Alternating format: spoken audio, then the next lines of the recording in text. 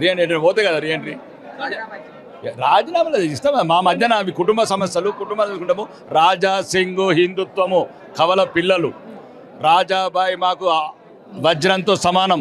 తెలంగాణకు హిందూ బిడ్డలకు మనోధైర్యము హిందూ యువతకు ఆదర్శము. నిన్న కూడా చెప్పాడు కదా హిందూ ద్రోహ పార్టీలైన బీఆర్ఎస్లో కాంగ్రెస్కి వెళ్ళే సమస్య లేదు.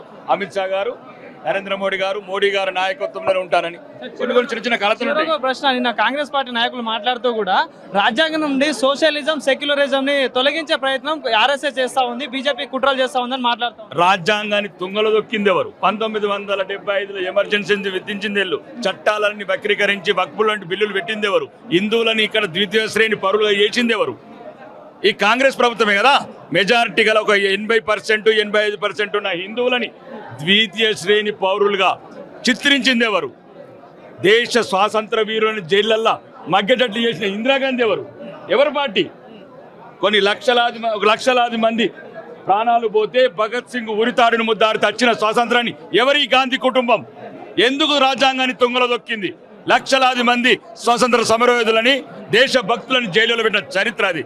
కాబట్టి దేశంలో రాజ్యాంగం ఉండాలన్నా హిందువుల స్వభావం ఉండాలన్నా అభివృద్ధి చెందాలన్నా ఆధునిక భారత్ వికసిత భారత్ సురక్షిత భారత్ ఉండాలంటే భారతీయ జనతా పార్టీ ఒకరి సరణ్యం.